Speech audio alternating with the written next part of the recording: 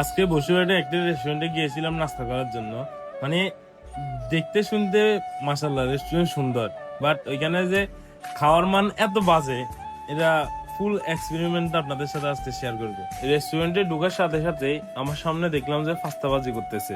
আমি মনে মনে ভাবতে শুরু করলাম, কিরে না জানি কত না স্বাদ হবে। আমি দাঁড়া দাঁড়া দেখতেছিলাম আর ওদের সাথে মানে কথা বলতেছিলাম। মানে জিনিসটা আমার কাছে ভালো লাগছে। আর একটা কথা কি, আমি রেস্টুরেন্টে গেলে মিট বক্স অর্ডার দিই। মানে মিট বক্স আমার কাছে এত ভালো লাগে, আর আমি এত পরিমাণ মিট বক্স খাই, কিন্তু এটা আমি কখনো খাই নাই। এটার মধ্যে না আছে কি না আছে, মানে আমি মানে এত বাজে লাগছে।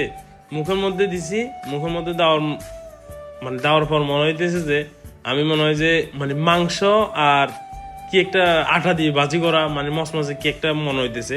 মানে এত ভালো লাগে না ভাই। যাক, ঠিক হয়ে যাবে। ওনাদের মনে হয় বাউসি নাই, ওই কারণে আমি দেখলাম যে রেস্টুরেন্টের মালিকে আমার ভাজি করে দিতেছে। এখন যেহেতু আমি পাস্তা অর্ডার দিয়েছি, আমি ভাবছি যে পাস্তাটা অন্তত পক্ষে ভালো হবে। যার পরে যখন আমি মুখের মধ্যে দিলাম, ভাই মনে হইতেছে শুধু আমি টমেটো মুখের মধ্যে দিছি, আর কোনো কিছু আমার কাছে ভালো লাগে না। আচ্ছা যাই হোক, আমার কাছে মনে হয় ভালো লাগে না। আপনারা যাই দেখেন, আপনাদের যদি কারো এক্সপেরিমেন্ট থাকে ওইখানে যাওয়ার পরে অবশ্য বলুন। আর খাবার হিসাবে খাবারের দামও কিন্তু বেশি। ভালো হবে ইনশাল্লাহ, ভালো হবে, কারণ দেখতে শুনতে মাশাআল্লাহ রেস্টুরেন্টটা মানে দেখার মতোই। নতুন যেহেতু হয়েছে, আস্তে আস্তে সব ঠিক হয়ে যাবে। আপনারা যাইয়েন।